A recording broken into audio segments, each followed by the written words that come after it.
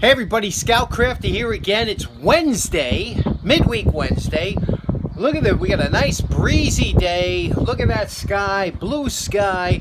Look at the grass. I got lots of clover growing. I kind of let it grow a little bit longer for the bees because everybody's been saying it's a good thing to do, so we'll give it a shot. Anyway, it's a great day, beautiful day, and we're going to go downstairs. I got some fun things to tell you, so let's get started right away. We're back down the shop, and like I told you, this is going to be a fun episode, I hope, because let me tell you what happened. You know, I always tell you that there's a few ways that you can acquire old tools. You know, we can go through eBay, we can go through garage sales, tag sales. But what I like to do is I like to go to steam engine shows and tractor shows. That's where you really get some good deals on decent tools. But I always tell you a good thing to do is whenever you go to anywhere, show or a flea market, anything, always ask the vendors there. Say, do you do any other shows? What's your favorite show to go to? It's word of mouth is where you find out about the really good ones. You know, they don't advertise. They don't have to. So I was asking again at Jacktown. I was saying, you know, what shows do you go to? And they kept saying, a couple times I heard this now. They say, well, you know, Crafts is next week, and it's an acronym, CRAFTS. It's an organization, a tool collecting organization in New Jersey, and they have a tool gathering auction. Now I'm not big on auctions, you know. I don't like to bid and you know, pay sales tax and buyer fees and, you know, premiums. I just don't like them, so I don't go to auctions. But I heard before the auction they have this. They do tailgating, which is a boot sale, or, you know, basically selling out of the car. And they do it from sunup until the auction starts at about 9:30 in the morning. So I said, all right. So I got up 3 o'clock in the morning. I was there at sunup. And I just wanted to see what it's like. Now, the only drawback is it was in New Jersey. Now, I am not a fan of New Jersey roads, nor driving in New Jersey. The only thing I like is to get through New Jersey as fast as I can on my way to Pennsylvania. I'm not a fan of New Jersey. So, but it was nice to get there, and had a great time. I shot some footage to show you what it looks like. Let's check that out now. Now you can see here, this is right about sunrise. The sun isn't above the trees as of yet, but it's light enough that we can walk around and see what some of the vendors have. And already guys are starting to deal, and in about an hour this place will be hopping. Yeah, it is. I'm going to jump on those dragons. Well, I'll tell you, they don't have any of those right now. Where's it going? I see the old seasons. Let me see that.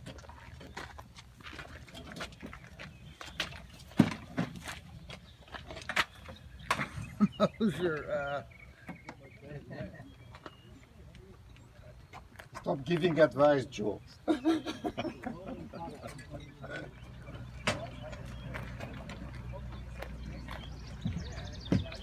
have another one, public service, both electric companies.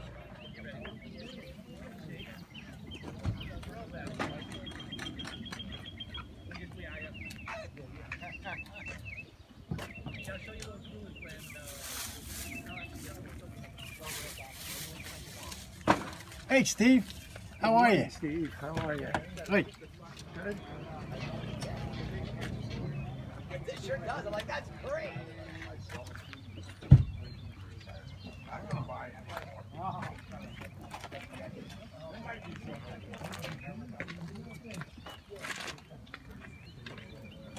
Good morning. Good morning, how are you? Dr. Task. I haven't priced him yet, but 300. Best offer. Yeah, I would do less.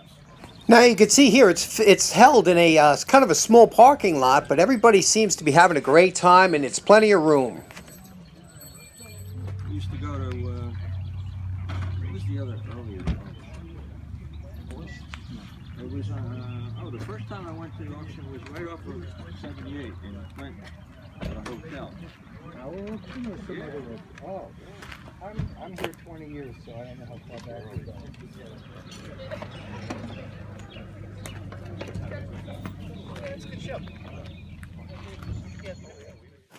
Now inside the firehouse here is the items that are up for auction. Now everything you see here will be auctioned off in a couple hours, and they go in lots. So you see a box with a number, that's what you bid on, and you can see there's quite a lot of items all around. But the auction does take a little while to get through, but there are a lot of collectible tools here, and a lot of guys are looking forward. And they do get good deals, but you got to be patient. Now, like I said, I had a great time, and the only reason I shoot this footage is so that if you're on the fence about going, you could see what kind of show it is and say, oh, I think I would like that, you know, or you could say, nah, it's not for me. So that's why we shoot this footage. I did pick up some great stuff. Now, this show was made, like I said, for real tool collectors, because they had a lot of high-end tools and things like that. And in me, I'm kind of a low-end tool collector. I like to take junky tools and make them collectible.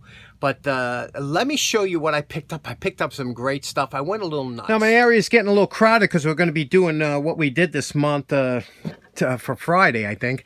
But I picked up this handy Andy Carpenter's tool chest from, I think it's circa about the 60s or 70s, and I have no reason to buy this other than I just thought it was cool. Let me show you what it is. Now, as you know, Handy Andy made a bunch of different tool chests all the way from the 50s all the way up to the 70s or whatever, and this one here is one of their unusual ones because this was kind of a carpenter's tool set, and I believe it was made in Poland. You know how I love Poland, right? Let me show you the reason I bought this. First of all, it was $30. He took $5 off. It was $30, but it was complete. And you don't usually see these complete. You know, usually they're missing something. And this is the most complete set I've ever seen. Let me show you that there's quite a bit of cool tools in here. And I want to go through it with you. Okay, first of all, on the one side, we have a miter box for cutting miters, all right? Working miter box. Everything fits in nice. It has a little rod here that you pull out that's held in by kind of spring tension. And that holds the tools down.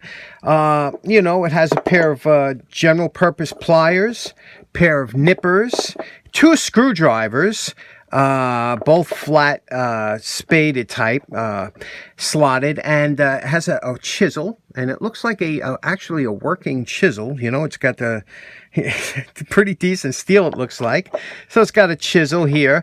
Over here, a different type of chisel, a beveled chisel. Again, you know, very nice. A little mallet, a little wooden mallet here. And again, it's got the trademark blue on there. Over here in the bottom here, I believe this little container, look at that cool little container with a sliding hatch and 3 compartments. Not sure, but I believe that might be for some screws or nails, things like that. Isn't that nice, the way they did that? And then over here, there's a little catch, and I'll show you what that looks like. Let me move you over here, pardon the movement. But you see this little catch here? You turn that catch to allow this plane to come out, you see? I turned that like that. Let me show you what it looks like. Okay, here's the plane. You can see it's a nice little plane. A little plane blade in here, and it looks like it's kind of set up, but you know, it's a working plane. I would, you know, it's usable, definitely. And again, when you put it back in here, you move that little catch over and holds everything tight. And again, this goes under here to hold everything from bouncing around when you're transporting it. Very ingenious. On the upper half here, we have some screw starters here. Couple of clamps, nice little saw. Saw is split, needs some repair over here. A little miter saw here, a little box saw. You can see 2 different types of saws. We have a hammer, and you can see the hammer pulls out here. And this is a working, you know, hammer, but a small one nevertheless. And then we have a folding rule.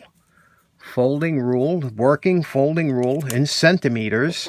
Again, I think this was made in Poland, and it's just interesting how everything goes in there, right? It's, you know, for a kid, this would be great, although a kid today would look at you funny if you tried to give it to him. Move this up here, and we have a level. You could see a bubble level, and nicely made, you know, works. Right? Isn't that cool how that works? I mean, it's, and now this is the only thing that's got me bedazzled. I don't know what went in here or how this, you know, operates. It don't really lift up. I'm thinking maybe the drill bits, and I'll show you why, because under here, under the pliers here, there was a brace. You see this little brace here? So, you know, you had a little drill brace that you probably had drill bits in that container. And lastly, you had a square here that, you know, a little wooden square, and it had a little, you know, decorative edge on here. So pretty cool, right? I mean, just the fact that everything is here, it's like walking back in time. So that was the first item I bought. I, you know, have no need for it, but I said it's just very, very cool. Next up, I got this nice 23-inch pipe wrench, but I looked at it, it had kind of an unusual look to it. I said, look at this. It's got kind of a, you know, a weird shape to it. Can you see that? The way the head is shaped and then I said, of course, I looked at the name. And do you see what the name says over here? Ampco. You know what that means? This baby is beryllium. Beryllium. And it weighs a ton. When I say this thing is heavy, it weighs in at just under 8 pounds. And you can see this is a heavy wrench for a 24-inch wrench, but that's because beryllium is heavy. But it is, it doesn't spark, and the jaws are in good shape, and you know, it's really not bent up, and very nice little wrench. I paid $20 for that, huh? That was a pretty good buy, right? Beryllium. Next, I picked up a pair of Awis shears, but these are, you know, you can see by the handle, they're a little bit different. They got the tab on the end, so actually you could stand them up like that. And this particular model here, I just wanted to try my hand at restoring, because these are really beat up, but I would like to see if I could bring these back. They were cheap enough, so I'm going to try. Next up is a flashlight I've been looking for a long time, but a lot of times they were beat up condition. This one here was in really nice shape, and what you can see, it's a Fulton. You can see here, you see there? Fulton, and it's a military flashlight, and it has a long nozzle. And what's interesting about this, I believe that in here is fiber optic. And the reason they do that, if you had to expect, let's say, and I'll show you how that works. I'll turn it on here. The switch turns on here. It lights up, as you can see here. And here's the switch and everything. Now, what's interesting about fiber optics is that if you had to inspect inside a gas tank or something like that, there's no sparking or electricity that's going to here. It's all here, and then the fiber optics will show you how that works. Fiber optics is really cool. If you've never seen it, let me show you a little bit. Okay, here we are in the attic. Let's see what we got. Got my flashlight here. Let's see, we got meteorites, light bulbs, assorted meters. Here we go. Fiber. Okay, the reason I have so much fiber optic cable is I used to experiment with the and show the scouts, introduce them to fiber optic cable. It's a fairly new invention. It's been around since the 50s as its earliest form, but then in the 60s and 70s it was really refined. And let me show you how it works. Now you see here we have a very flexible cable. This is 12 feet of fiber optic cable. And what you do is I'm going to take a flashlight here and turn the flashlight on. You can see, and when I put the flashlight in one end here, you'll see it comes through the other end here. Can you see that? If I move it away, see what happens? How cool is that? So this is the idea of fiber optic. Is no sparking, nothing that comes out of here.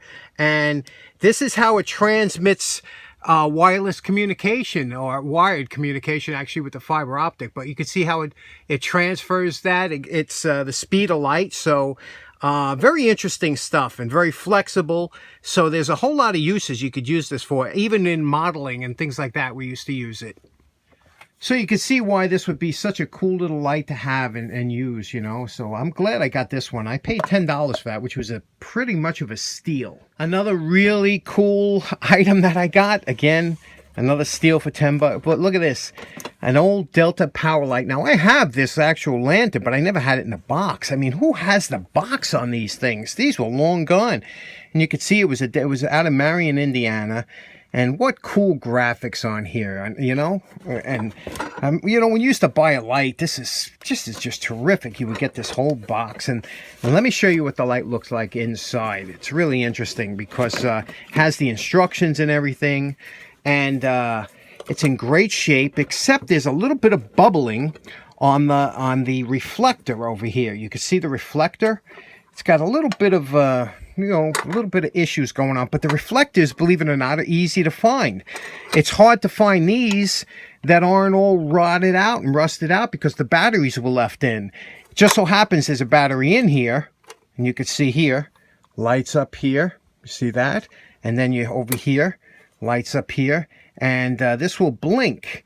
And what's interesting about this blinking on this light isn't blinking because of an electronic a blinker that they have today. It's blinking because it uses an old type relay that when it heated up, it would separate. And it's really interesting, isn't it? What a nice looking light. And there's the handle wasn't, he took the handle off so it would fit in, but the handle goes right into here like that. Clip that. That's slicker than snot right there. And, if you were working on your car or something, you had your light that you would light up the car. Plus you had your little emergency light that people wouldn't, crash into you. Look at the nice lens that it had. It's fluted and it's just beautiful, isn't it? I love this thing. Yeah, that was a great buy. Next up, I've always been impressed by tinsmiths and their talents and what they can do with practically nothing and make it into usable objects. And they were real big back in the 1700s and 1800s. But you don't see too much of that going on now. But unbelievable! Look at the workmanship in this thing. It's a scoop, obviously, but it's super strong and lightweight, super lightweight, hollow handle. But look how that was made. I mean, just really nicely done, huh? All the solder joints and all the, the bends and everything, the rolled edge. If you are a tinsmith, you know what I'm talking about, because it's just that's a thing of beauty right there. And you don't see this stuff anymore, so I had to pick that up. Speaking of cool tinsmithing, check this out. I picked this out. This is a swing spout. Can you see that there? Swing spout, and this was made in Azusa, California, or out of Ohio. They had two plants, I guess. And how interesting this is, you see that the little spout here? So what you would do is you would fill this up, and you would fill this up with motor oil or something like that, and you would carry it like this. And when you got to where you wanted, this spout would lower down into whatever you wanted, and gravity would feed it. And you would press this up, and there was a little plunger in there. And I'll show you that with the light. Okay, if you look inside, you'll see a little spring plunger. You see it when you push this down? You see that little plunger flapper? That would seal it from leaking. But when you got to where you wanted, you push this down, it would lock into the back like that, opening up that little stopper in there, and then it would drain out, gravity fed whatever liquids, and then you could raise it up when you were finished. You could do this, it would seal it. And apparently these were really big back in the 30s and stuff like that, but you don't see them.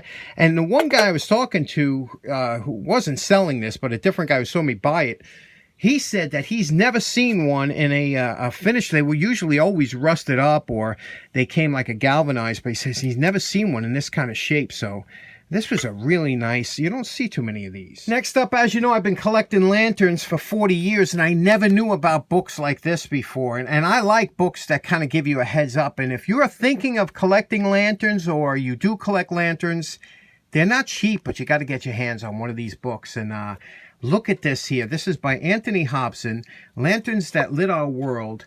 And what's so great, it's a picture reference of all the different type of lanterns, covering everything. And it gives you all different things about the history of the companies. And when you look up a certain lantern, it tells you if they're common or if they're rare. And, how the height, the candle power, the type of wick they used. This is just fantastic. Now, I hope my buddy Ken has this book, and but if he didn't, I know he's going to be going on eBay right after this, because they do sell them used, and you can get them cheap.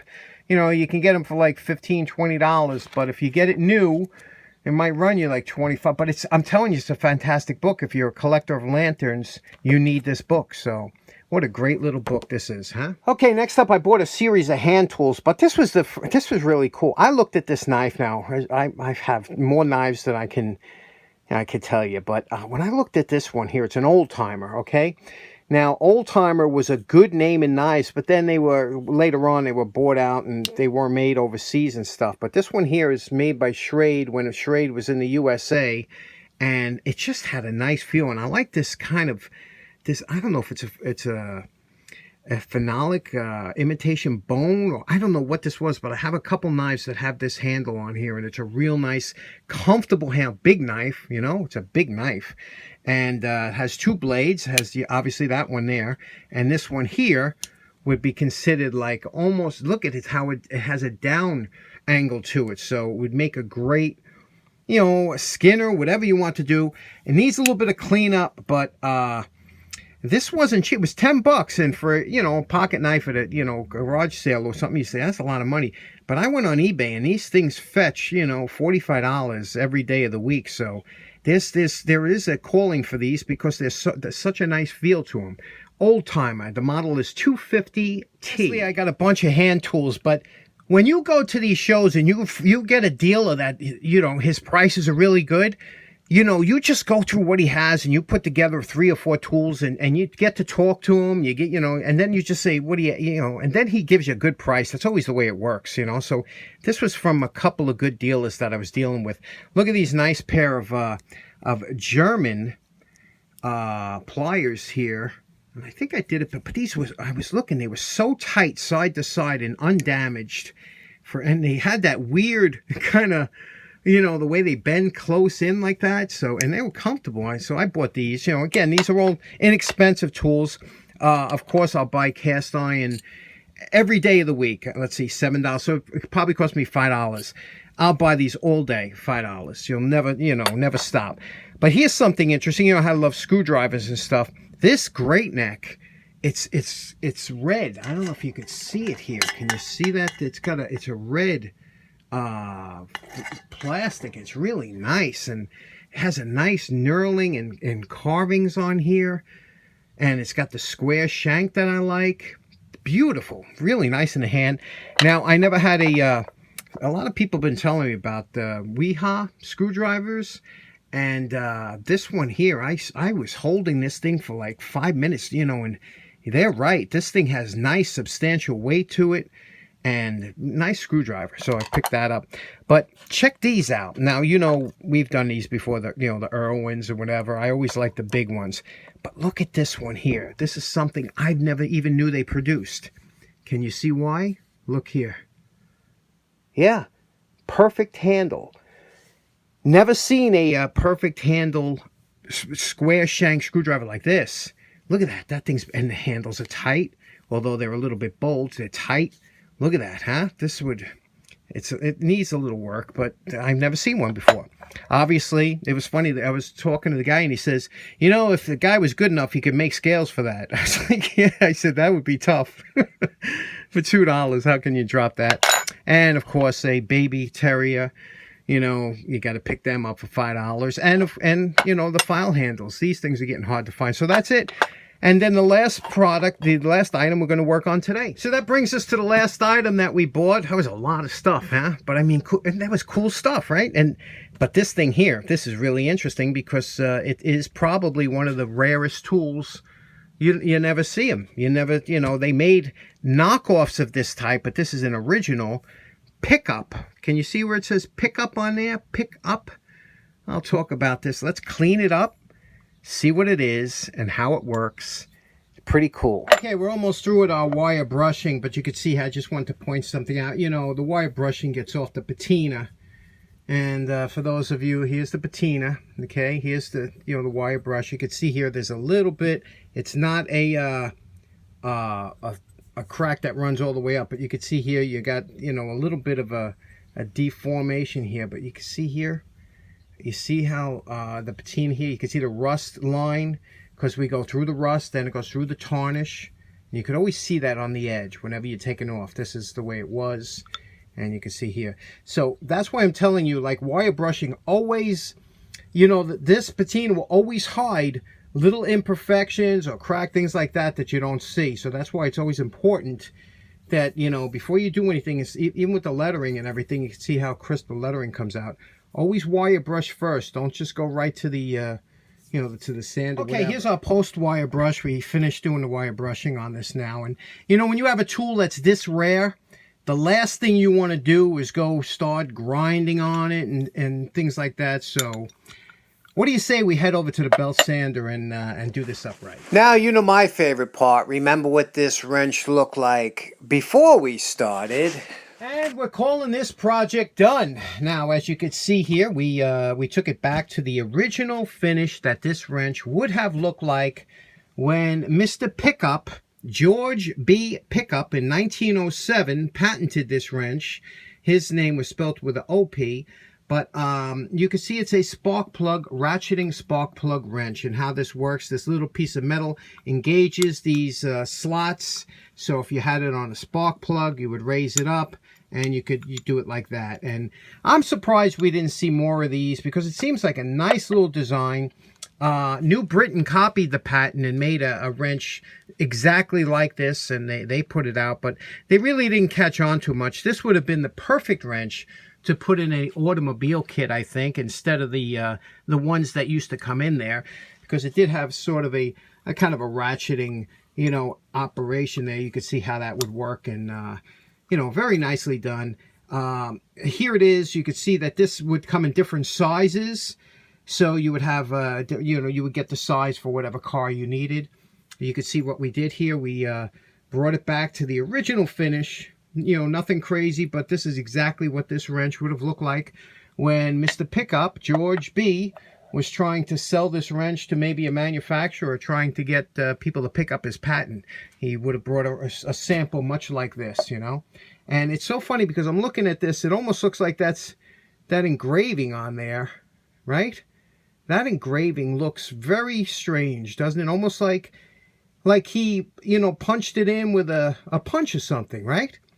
Who knows? This might have been the first one that one of the first batch that he made. Like I said, you'll never see another polished one like this because they are quite rare. So in closing, there we have one of the most rarest wrenches you'll ever come across, including in my collection. And I picked up some good stuff, didn't I? What was your favorite? Let me know in a comment. Anyway, I hope you have a great day.